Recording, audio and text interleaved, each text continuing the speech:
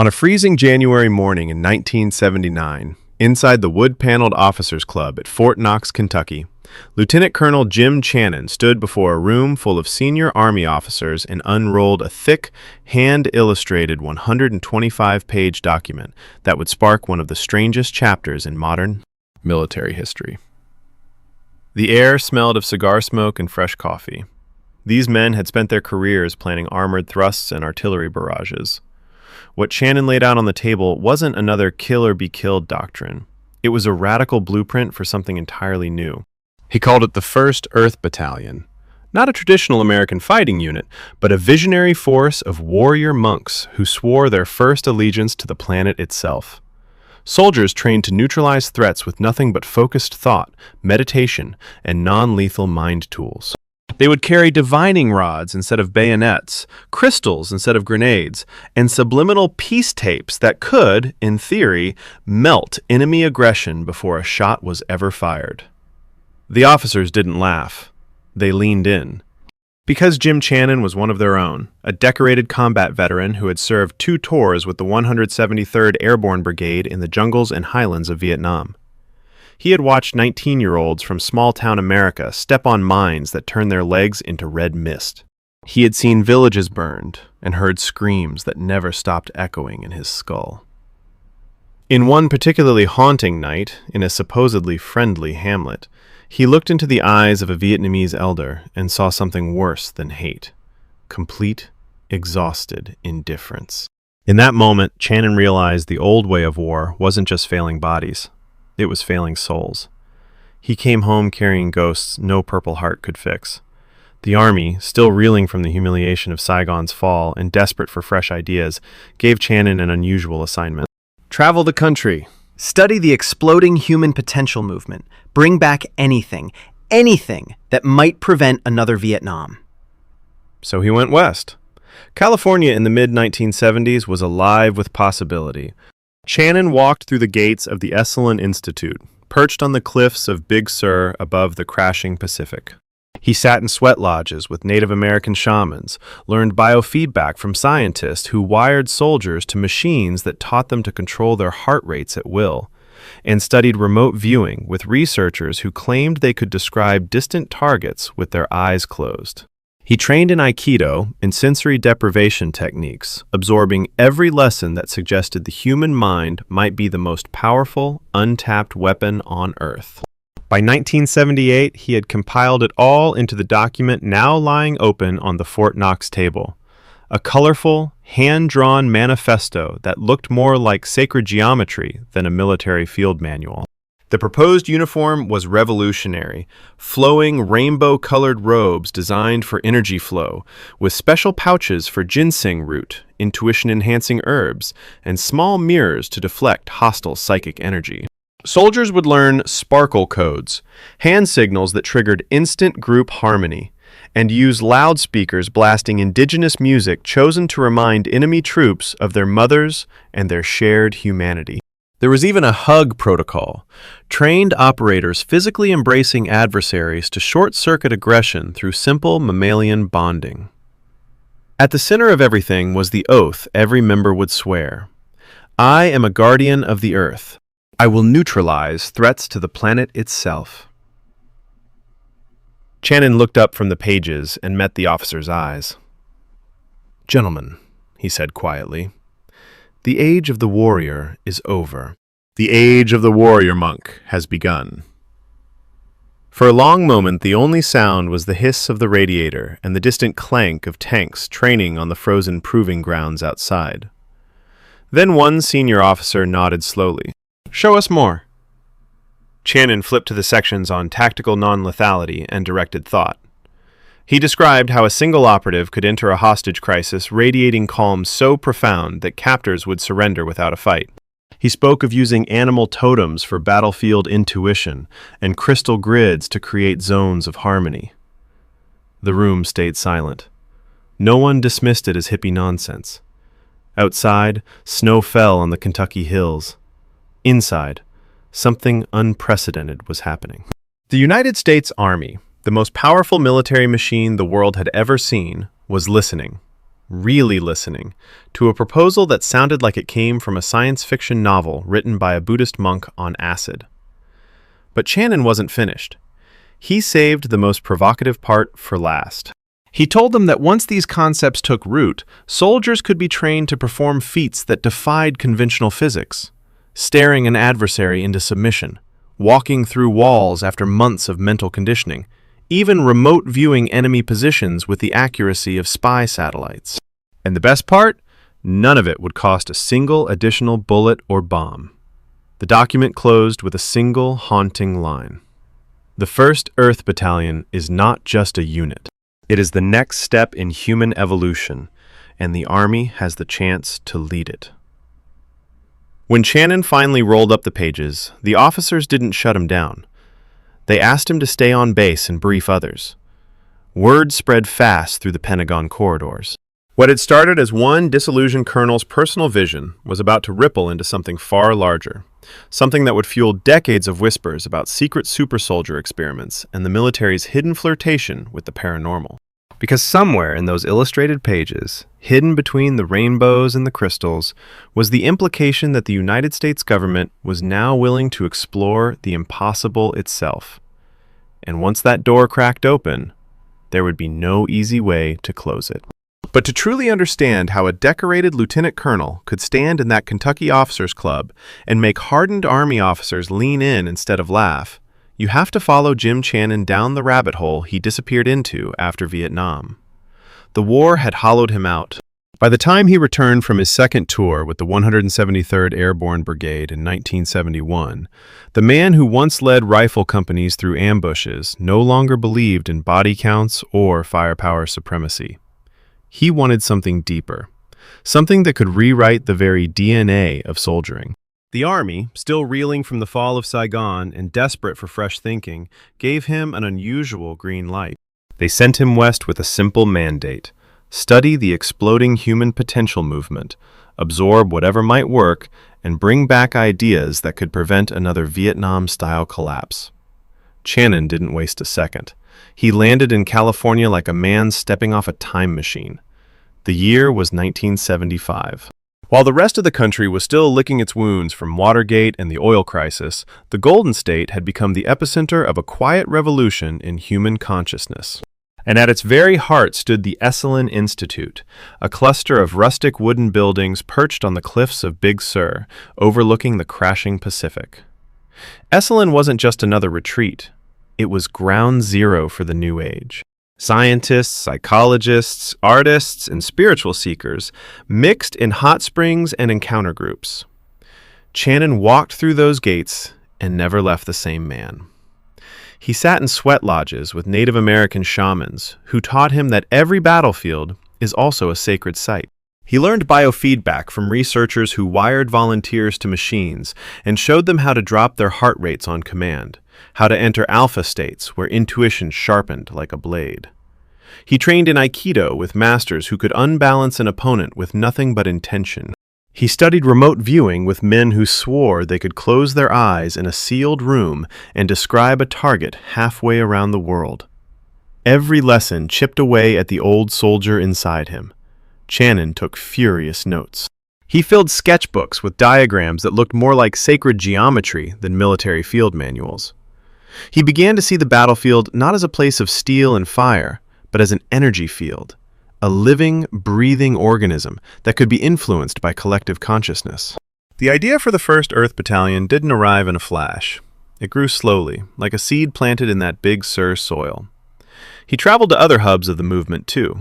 He visited the Monroe Institute in Virginia, where out-of-body explorers claimed they could leave their physical forms and scout distant locations. He attended seminars on Kirlian photography, where the human aura could supposedly be captured on film and read like a battlefield map. He studied with Gestalt therapists who taught group hugging as a way to dissolve aggression at the neurological level. He even experimented with sensory deprivation tanks, floating in darkness for hours while his mind projected forward into possible futures of warfare. By the time he returned east in 1978, Channon had transformed. The combat veteran now carried crystals in his pockets and spoke in a calm, measured tone that made even skeptical generals pause. And he had the document, The first Earth Battalion manual was never classified. It was never secret doctrine. It was a 125-page explosion of color, hand-drawn illustrations, and radical philosophy. An unclassified, creative thinking exercise compiled for Task Force Delta, the Army's post-Vietnam innovation cell. On the cover was a stylized Earth cradled by two open hands. Inside, every page looked like a cross between a military briefing and a psychedelic comic book. The uniform alone was enough to make traditionalists choke on their coffee. Gone were the olive drab and camouflage. These warrior monks would wear flowing, rainbow-colored robes designed for maximum mobility and energy flow. Each robe had special pouches, one for ginseng root that supposedly granted night vision, another for herbs that enhanced intuition, and a small mirrored panel over the heart to reflect hostile psychic energy back at the enemy.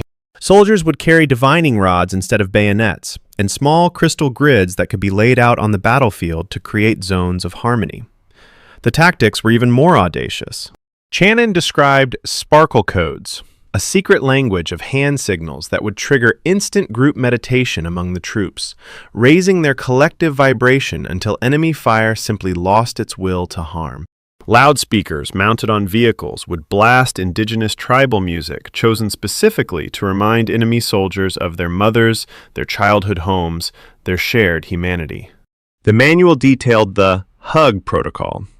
Specially trained operators would physically embrace enemy combatants, using simple mammalian contact to short-circuit the fight-or-flight response and induce instant calm. There were even sections on using animal totems. Soldiers would meditate on the spirit of the wolf for courage, the eagle for clarity, the dolphin for playfulness in the middle of combat. At the core of everything was the oath. Every member of the 1st Earth Battalion would swear it upon induction. I am not a soldier of any nation. I am a guardian of the Earth itself. I will neutralize threats to the planet, not destroy life in its name. Channon called them warrior monks, half soldier, half spiritual warrior. They would train in levitation techniques, learning to lift their bodies slightly off the ground across minefields unharmed. They would practice psychokinesis, spoon-bending exercises that proved the mind could bend physical reality. They would master telepathic interrogation, reading an enemy's thoughts before the words left his mouth. And the manual made one thing crystal clear. This wasn't idle theory. This was the next evolution of warfare. The Army brass didn't just read it.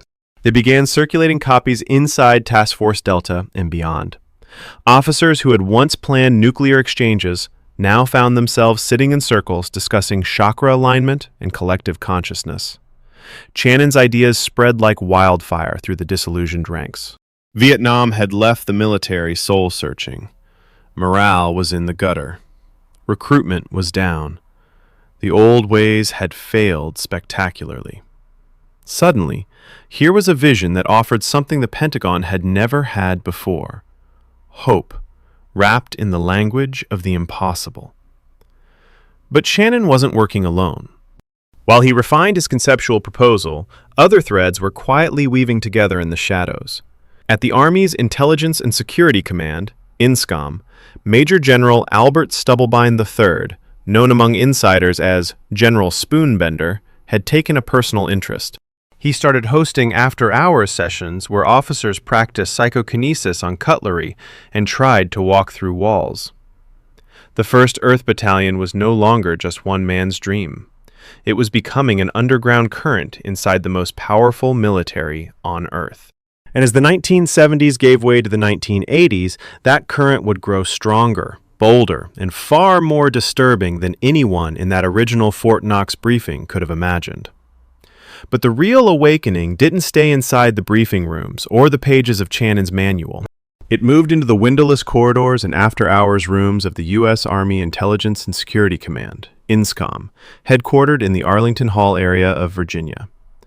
By 1981, the document had quietly made its rounds through the upper echelons. Dog-eared copies sat on the desks of generals still hunting for any edge in the Cold War. One of those generals was Major General Albert Stubblebine III, commanding general of INSCOM. Tall, intense and utterly serious. Stubblebine had read Channon's proposal cover to cover. What others saw as fringe mysticism, he saw as untapped potential. After Vietnam and the morale collapse that followed, the Pentagon was hungry for asymmetry.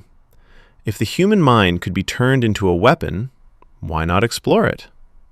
Stubblebine didn't just believe it, he acted on it. He created a small, off-the-books working group inside INSCOM.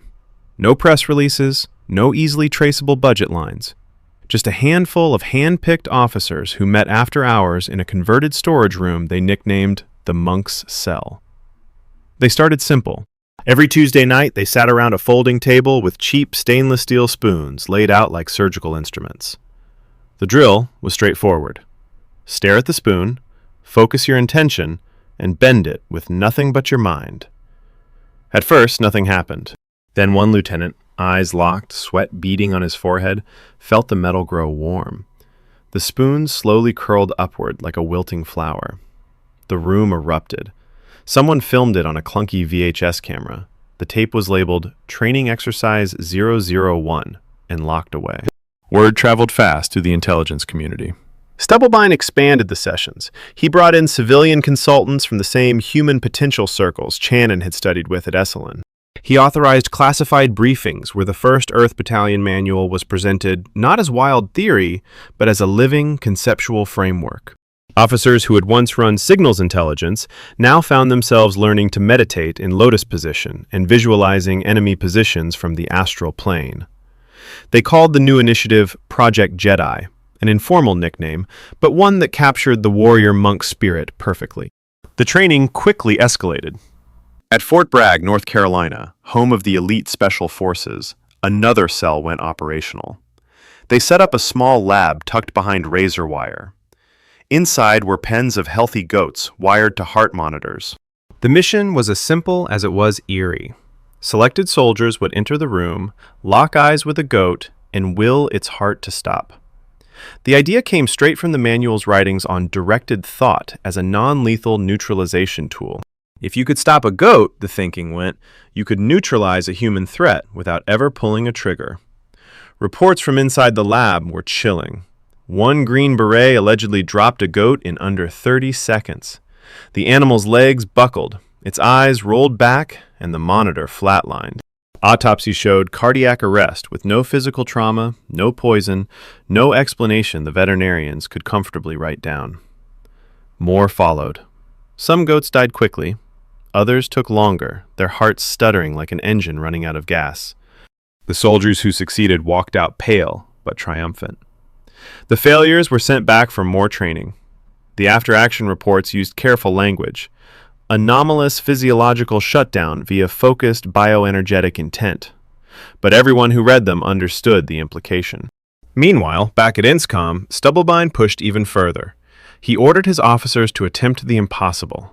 Walking through walls. The exercise was deceptively simple. Pick a wall, visualize yourself on the other side, walk forward with absolute belief. The first few dozen tries ended with bloody noses and bruised shoulders. But Stubblebine kept the pressure on. He told his men that doubt was the only barrier.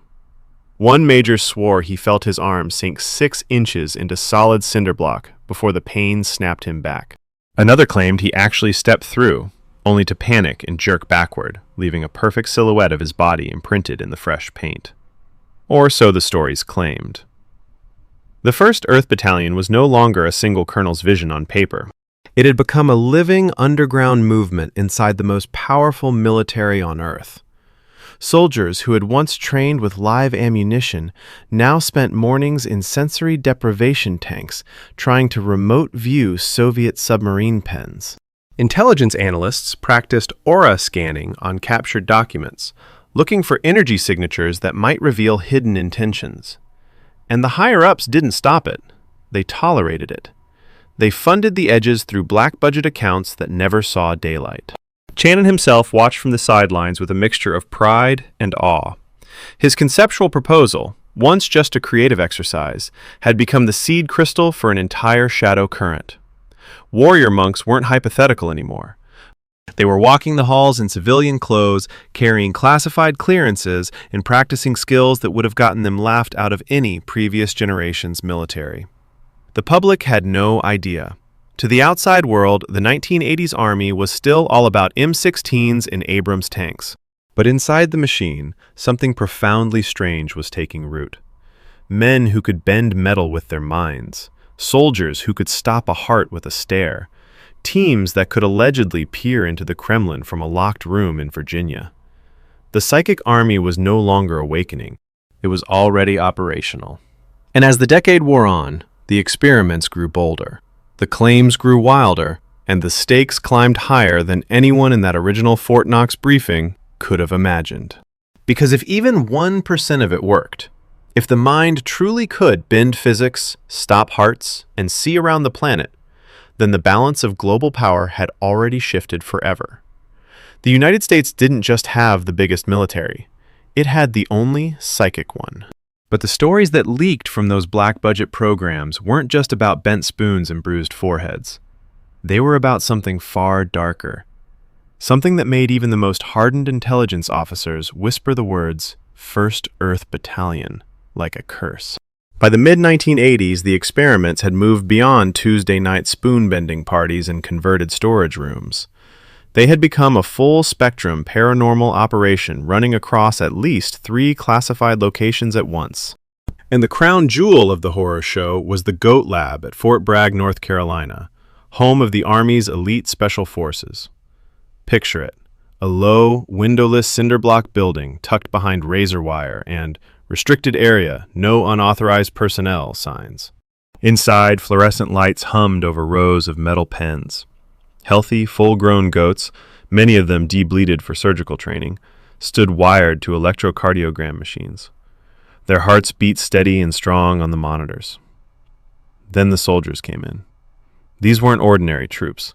They were hand-picked Green Berets who had already survived the warrior monk indoctrination, months of meditation, biofeedback, crystal work, and visualization drills drawn straight from Channon's manual. They entered the lab one at a time, eyes locked on a single goat. The order was brutally simple. Stop its heart with nothing but directed thought. The idea came directly from the manual's writings on focused intent as the ultimate non-lethal weapon. If you could neutralize a goat, the logic went, you could neutralize a human threat without ever pulling a trigger. Reports from inside the lab were chilling. One operator allegedly stood motionless for less than 30 seconds. The goat's ears twitched, its breathing slowed. Then the monitor flatlined. The animal collapsed mid-step, legs folding like a marionette with cut strings. Autopsy showed cardiac arrest with no physical trauma, no poison, no explanation the veterinarians could write down without sounding insane. More followed. Some goats died in under 20 seconds. Others took longer, their hearts stuttering like an engine running out of gas. The soldiers who succeeded walked out pale and silent. The ones who failed were sent back for more training. The after-action reports, still sealed, used clinical language. Anomalous cardiovascular shutdown via focused bioenergetic intent. But everyone who read them knew the truth. The 1st Earth Battalion had just proven it could kill without touching the enemy. And that was only the beginning. At the same time, Major General Albert Stubblebine III's wall-walking program at INSCOM had turned into a nightly ritual of controlled madness. Officers lined up in front of reinforced cinder block walls in a basement room. The protocol was identical every time. Deep breathing, total belief, forward step. Most slammed face first into the wall. Some bounced off with bloody noses and black eyes. But a few swore they felt the impossible. One major claimed his shoulder sank 6 inches into solid block before the pain yanked him back. Another insisted he actually passed through, felt the cold rush of masonry around his body, only to panic and jerk backward, leaving a perfect outline of his torso smeared in the fresh paint. Stubblebine himself tried it. The commanding general of INSCOM stood in front of that wall in his dress uniform and walked. He didn't make it through, but he kept trying, because doubt was the enemy and the Cold War left no room for it. Then came the crown jewel, remote viewing. The program, running under code names that evolved from Grill Flame to Center Lane to Stargate, took the Psychic Army global. Teams of viewers, trained in windowless rooms at Fort Meade, Maryland, would sit in total darkness, eyes covered, minds blank. A monitor would hand them a sealed envelope containing nothing but map coordinates. The viewer would describe what they saw, and the hits were terrifying. One viewer allegedly described a massive underground Soviet submarine base that U.S. satellites had completely missed. The coordinates matched a site in the Ural Mountains that intelligence later confirmed was real. Another team supposedly located an American hostage held by Hezbollah in Lebanon, providing details so precise that Delta Force used them in planning. Viewers claimed they could watch Politburo meetings in the Kremlin, describe missile silos in Siberia, even peer inside a North Korean nuclear facility. The Pentagon didn't just take notes, they acted. Missions were launched based on psychic intelligence, budgets flowed, and Channon's manual became required reading for every new recruit into the program. The darkest implications began to sink in. This wasn't some hippie experiment anymore. This was the United States military, armed with nuclear codes and carrier groups, openly exploring the weaponization of the paranormal. Soldiers were being experimented on like laboratory rats. Goats were dying in agony to prove a point. Officers were being told that doubt itself was treason. If the program worked, it meant the next war would be fought not with bullets, but with thoughts. Entire armies could be neutralized by a handful of warrior monks projecting peace or death across continents. Hostages could be found without risking a single special forces team. Enemy leaders could be stared into cardiac arrest from a bunker in Virginia. And the really frightening part? Nobody outside a tiny circle even knew it was happening. The public still thought the military was all about tanks and jets. Congress had no oversight on the black budget line items. Whistleblowers who tried to talk were quietly retired or discredited.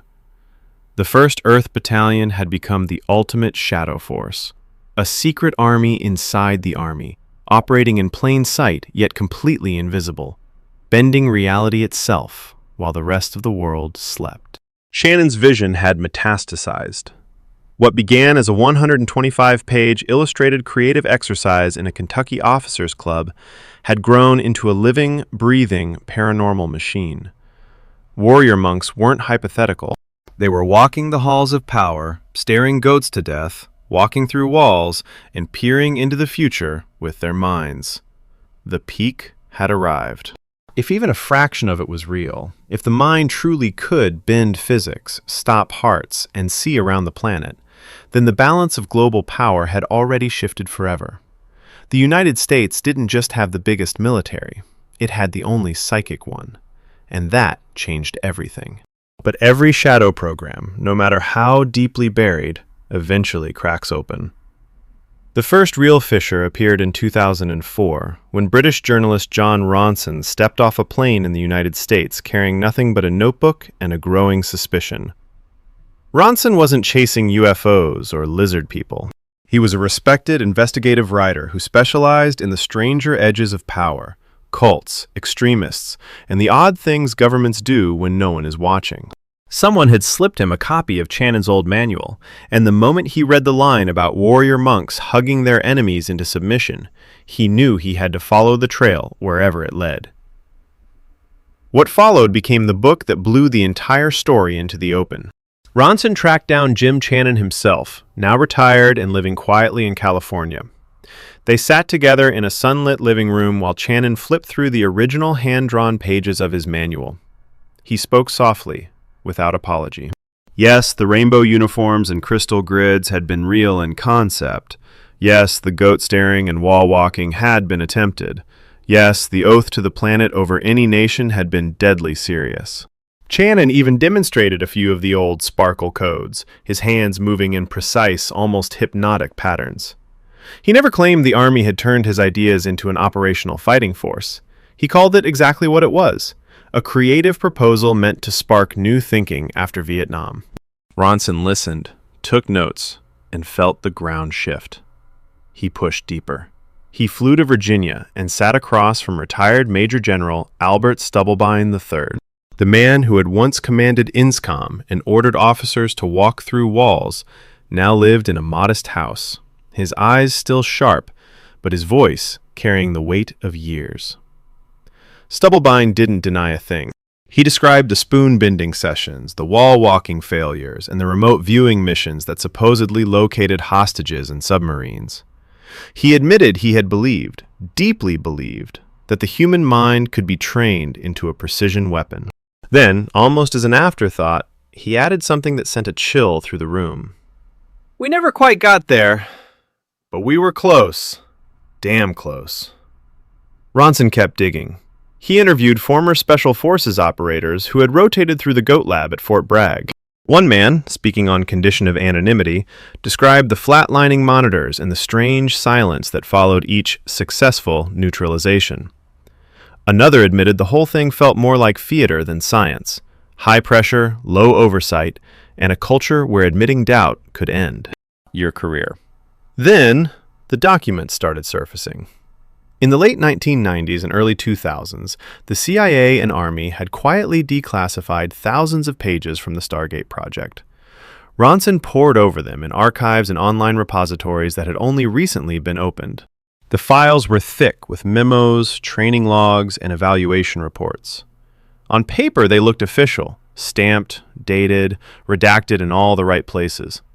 But as Ronson cross-checked dates and names, the first real cracks appeared. Channon's manual, the 125 illustrated pages that had electrified the generals at Fort Knox, had never been classified. It had never been secret doctrine. It was an unclassified creative thinking exercise produced for Task Force Delta, the Army's post-Vietnam innovation cell. The Army had never stood up an actual 1st Earth Battalion. There was no roster, no barracks, no deployment orders. It remained, in official language, a conceptual proposal. Copies had circulated, yes, but the Pentagon had never issued orders to form an operational Earth Battalion. The remote viewing program told an even clearer story once you read past the headlines. Stargate had indeed run from 1977 until its quiet termination in 1995, bouncing between the CIA, DIA, and Army intelligence. Millions of dollars had been spent, hundreds of sessions logged. But the declassified internal reviews, conducted by the very agencies that ran the program, painted a far more sobering picture. Hit rates hovered at chance levels. Descriptions were vague enough to fit almost any target. When viewers located a Soviet base or a hostage, follow-up intelligence usually showed the details had already come from conventional sources, human spies, signals intercepts, satellite photos, then been retrofitted to match the psychic report. A 1995 CIA termination memo, written by a program overseer who had watched every session, concluded bluntly, "No actionable intelligence was ever produced that could not have been obtained through normal means." The GOAT lab stories began to fray too. Veterinary records and lab logs from Fort Bragg showed that many of the goats were from breeds genetically prone to sudden collapse under stress. Others had undiagnosed heart conditions. There were no double-blind controls, no peer-reviewed papers. Just anecdotal after-action reports written by true believers who needed the legend to hold. Stubblebine's wall-walking exercises fared no better under scrutiny. The general himself later admitted in recorded interviews that after hundreds of attempts, the only consistent result was bruised noses and wounded pride. The successes lived only in the retellings, each version growing taller with every telling. Ronson laid it all out in his 2004 book, The Men Who Stare at Goats. The title alone became cultural shorthand for military absurdity. A Hollywood film followed, starring George Clooney and Ewan McGregor, turning the saga into dark comedy. Suddenly, the 1st Earth Battalion wasn't a terrifying black project anymore. It was public domain, discussed on late-night talk shows, dissected in podcasts, and memed across the internet. But here is where the pivot truly begins. Even as the laughter started, something uncomfortable remained. The documents didn't lie. The money had been spent. Senior officers with stars on their shoulders had genuinely believed, for a time, that crystals and meditation and directed thought could win wars. The United States military, custodian of the world's largest nuclear arsenal, had flirted openly with the paranormal at the height of the Cold War. Not as a joke, not as a sideshow, as official exploration, however brief and however poorly executed. The conspiracy hadn't vanished. It had simply been reframed. What if the real psyop wasn't the psychic soldiers themselves, but the way the story had been allowed to grow unchecked?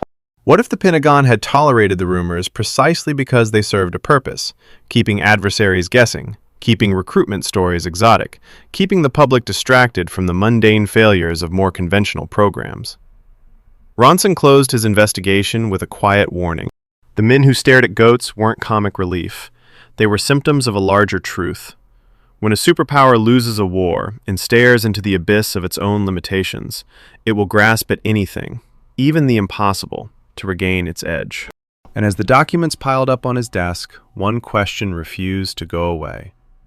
If the first Earth Battalion was never real, why had so many serious people, for so many years, acted like it was? The peak of the legend had passed. Now the unraveling could truly begin. But the real death blow to the legend didn't come from John Ronson's book or the Hollywood movie that followed it. It came from the government's own filing cabinets. Thousands of pages of declassified documents that anyone with an internet connection and a little patience could now read for themselves. The pivot that Ronson started in 2004 turned into a full scientific autopsy by the late 1990s and early 2000s. Researchers, statisticians, and the very agencies that once ran the programs began picking apart every paranormal claim with the cold precision of a medical examiner. What they found wasn't a cover-up. It was something far more human. A perfect storm of post-Vietnam desperation, wishful thinking, and very bad science. Let's start with the crown jewel everyone still whispers about, Project Stargate. The program ran from 1977 until its quiet termination in 1995.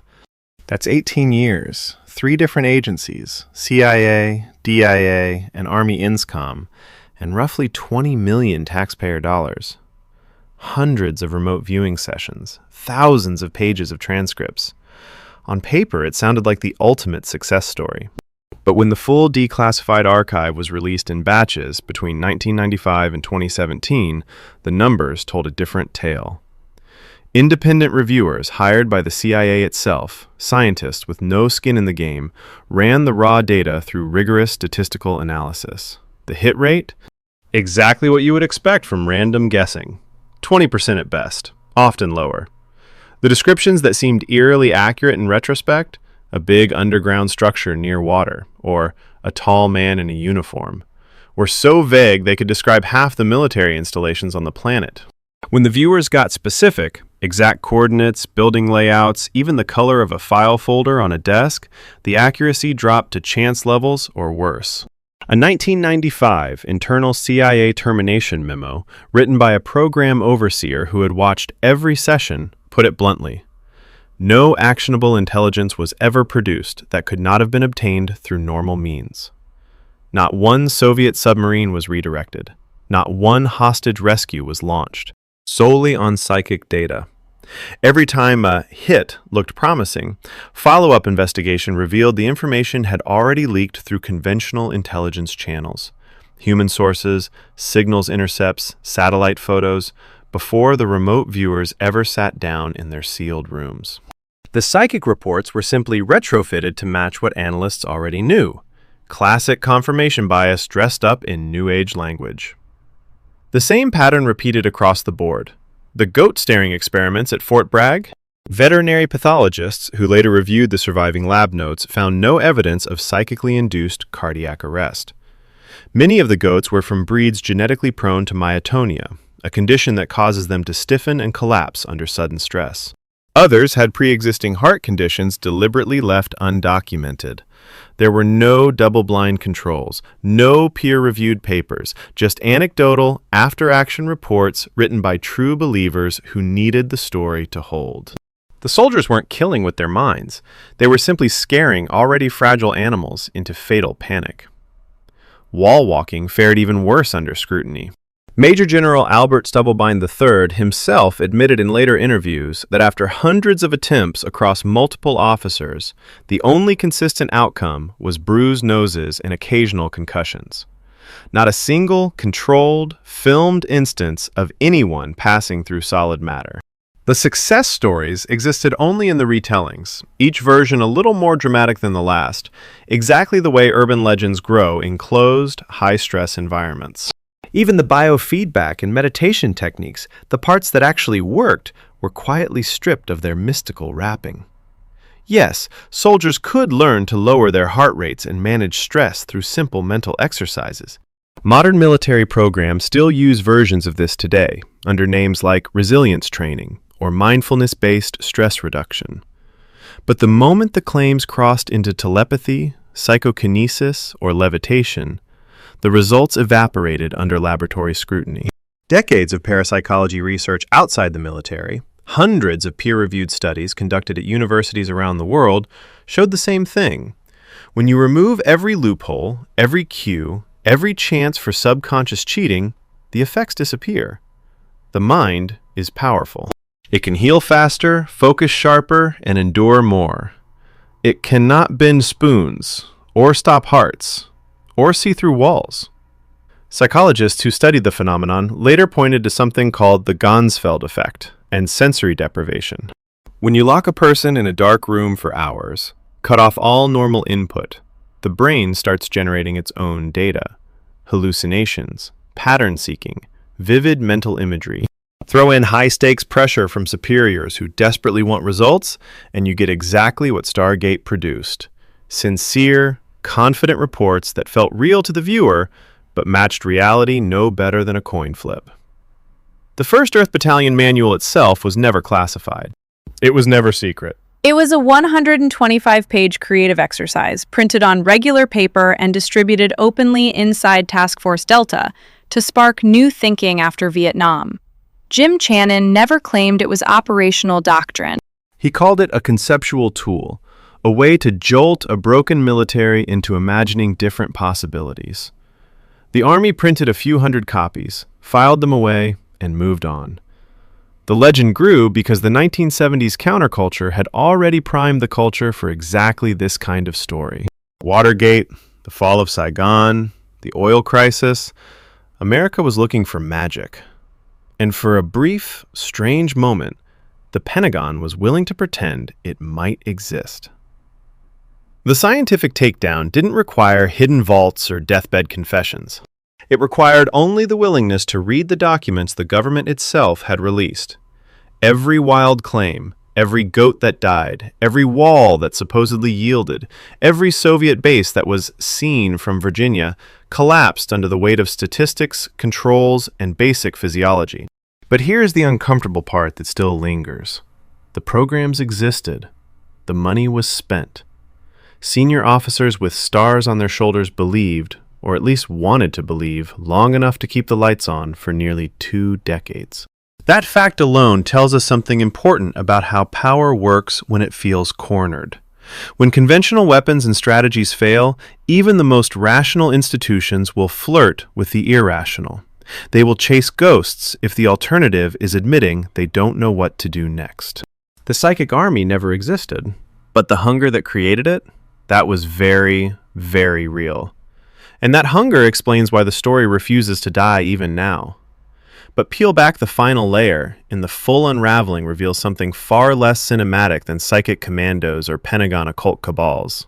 It reveals a bureaucracy under immense pressure, doing what bureaucracies have always done when they're losing, grasping at anything that feels like innovation.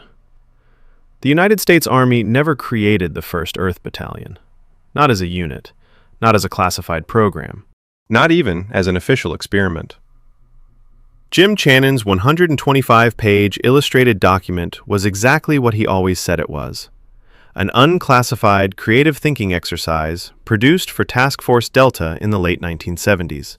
Task Force Delta was the Army's post-Vietnam skunk works, a small cell of officers tasked with brainstorming radical ideas to fix a military that had just watched its prestige collapse on live television. The manual was printed on ordinary paper, distributed in limited copies, and shelved as conceptual fodder. No orders were ever cut to recruit warrior monks. No rainbow uniforms were sewn. No official oath to the planet replaced the oath to the Constitution. The entire battalion existed only on the pages Channon drew and the imaginations of the officers who read them late at night. The paranormal programs that grew around the legend, Stargate, the spoon-bending sessions, the Goat Lab, were real enough in their own limited way. But they were never the coherent master plan the conspiracy stories made them out to be. They were fragmented, poorly supervised side projects running on shoestring black budgets, staffed by true believers and tolerated by generals who figured, why not, after the humiliations of Southeast Asia. When the internal audits finally landed in the mid-1990s, the verdict was clinical and merciless. No measurable results beyond what random chance and confirmation bias could explain. Stargate was shut down not because the CIA feared the public would learn the truth, but because the data showed it was a multi-million-dollar failure. The files were declassified not to hide anything, but because there was nothing left worth hiding. So why did the legend grow so fast and so tall? Look at the soil it grew in. America in the mid-1970s was suffering a collective nervous breakdown. Vietnam had shattered the national myth of invincible power. Watergate had shattered trust in government. The oil crisis and stagflation had shattered economic confidence. In that vacuum, the human potential movement wasn't fringe, it was mainstream therapy for a wounded superpower. Esalen wasn't some hippie commune on a cliff. It was the place where burned-out executives, scientists, and yes, military officers went to find new operating systems for the mind. Channon wasn't a rogue mystic who infiltrated the Pentagon. He was the Pentagon's own scout, sent west precisely because the old guard knew the old ways had failed. When he came back with crystals and group hugs, the brass didn't laugh. They listened because they were desperate. Desperation is the mother of strange bedfellows. Inside the closed, high-pressure world of military intelligence, the usual psychological rules applied with extra force. Confirmation bias ran rampant. Every vague remote viewing hit was celebrated, every miss quietly forgotten. Groupthink turned skeptics into outcasts. High-ranking officers who had staked their reputations on the programs had every incentive to see success, even when the numbers said otherwise. Add the natural human love of a good story, especially one that makes the teller sound like they were part of something historic, and you get the perfect petri dish for myth. The Goat Lab deaths became psychic kills. The wall-walking bruises became near breakthroughs. The Stargate reports that matched existing intel became proof that the psychics had done it first. None of it required a grand conspiracy. It only required ordinary people under extraordinary stress doing what ordinary people do, hoping for magic when the science wasn't enough. And here is the quiet irony that almost never gets mentioned. Some of Channon's wilder ideas, stripped of the paranormal packaging, quietly survived and even thrived. Modern military resilience programs now teach versions of the very meditation and biofeedback techniques that once came wrapped in aura speak. Non-lethal weapons research, acoustic devices, calmative agents, psychological operations, owes a distant debt to the manual's obsession with neutralizing threats without killing. Cultural awareness training for troops in later conflicts echoed the idea of meeting the enemy on the level of the heart. The 1st Earth Battalion never became a fighting force, but fragments of its philosophy seeped into doctrine the way water finds cracks in concrete. The Army did what it always does after a disaster. It experimented, it failed, it learned what not to do, and it moved on. The legend, meanwhile, took on a life of its own, fed by books, films, podcasts, and late-night internet forums, because a story about the Pentagon secretly training psychic assassins is simply more electric than the truth about middle-aged colonels staring at spoons in a basement because they didn't know what else to try. The full unraveling, then, is not that the government hid a paranormal super army. It's that the government, briefly, clumsily, and very publicly flirted with the paranormal because it was scared, because it was embarrassed, and because for one strange decade, the impossible looked like the only remaining option. The machine didn't weaponize the occult. It simply let a few desperate dreamers try, until the numbers proved the dream was only that. And in that admission lies the real discomfort. Not the fear that super soldiers once walked among us, but the realization that even the most powerful military on Earth can be driven to chase ghosts when the real war refuses to be won. So the files were closed, the labs shuttered, and the warrior monks faded back into the realm of rumor. The 1st Earth Battalion never deployed. No rainbow-robed soldiers ever marched across a battlefield projecting peace or death with their minds. The Pentagon had chased a ghost through the corridors of the impossible, spent the money, bruised the egos, and walked away with nothing but a cautionary tale written in declassified ink. Yet the myth refused to die. It lived on in books and films, in late-night documentaries and Reddit threads, in the quiet, knowing smiles of people who still insist that they tried it, and that they got further than anyone admits. Why? Because the 1st Earth Battalion wasn't just a failed program. It was a perfect mirror held up to the American soul at the exact moment it cracked. Vietnam had done more than lose a war. It had shattered the simplest promise a nation makes to its soldiers, that the fight would make sense. When that promise broke, the search for a new kind of power began, not in bigger bombs, but in the last place anyone expected, inside the human mind itself. The 1970s counterculture didn't infiltrate the military. The military invited it in through the back door because the front door had been blown off its hinges. Desperation doesn't care about credentials. It only cares about results. And when conventional results had failed so spectacularly, crystals and group hugs and staring contests with goats started to look like strategy. That same desperation explains why the story still resonates decades later. We live in an age of satellites that can read a license plate from orbit and drones that can strike from the other side of the planet. Yet something inside us still hungers for the idea that the ultimate weapon might be invisible, untraceable, and born from consciousness alone. It feels like justice, a cosmic equalizer that says the mind, not the missile, will decide the future. Conspiracy theories thrive in that gap between what we can prove and what we desperately wish were true. They turn bureaucratic clumsiness into grand cabals, turn failed experiments into suppressed triumphs, and turn ordinary colonels into secret masters of the occult. The 1st Earth Battalion gave us all of that in one beautifully illustrated package. But the deeper lesson isn't about government cover-ups. It's about human nature under pressure. When institutions feel cornered, whether it's a military after a lost war, a corporation after a market crash, or a society staring down an uncertain future, they do the same thing every time. They reach for the extraordinary. They fund the unfundable, they listen to the visionaries, and they pray that this time the impossible will finally cooperate. Sometimes that hunger produces real breakthroughs. More often, it produces expensive detours and colorful legends. The 1st Earth Battalion was the latter. It was born from grief, nourished by hope, and killed by data.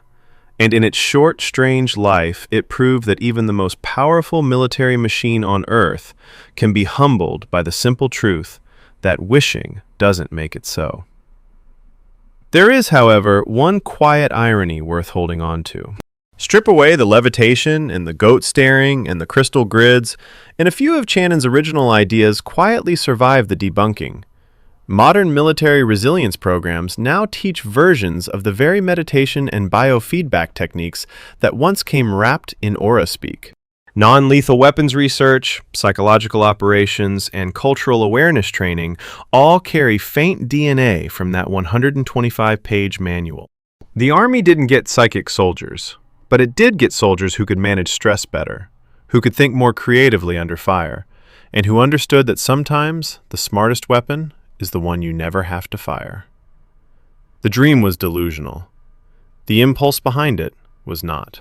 Innovation, it turns out, often arrives wearing the clothes of absurdity before it learns to dress for success. So what are we left with, now that the last page of the manual has been read and the last spoon has been set down unbent?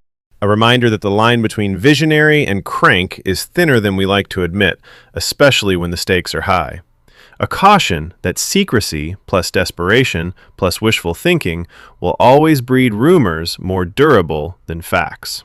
And above all, a recognition that the most dangerous illusions are the ones we half hope are true. Because believing in hidden powers feels better than admitting we're still figuring it out like everyone else. The 1st Earth Battalion never existed as a fighting force, but the hunger that created it, That force is very much alive. and somewhere, right now, in some quiet think tank or windowless briefing room, another colonel is probably unrolling another set of radical drawings, whispering the same promise that once echoed through Fort Knox on a freezing January morning. What if the next war could be won without a single Shot? The question lingers, not because the answer is yes, but because we still want it to be.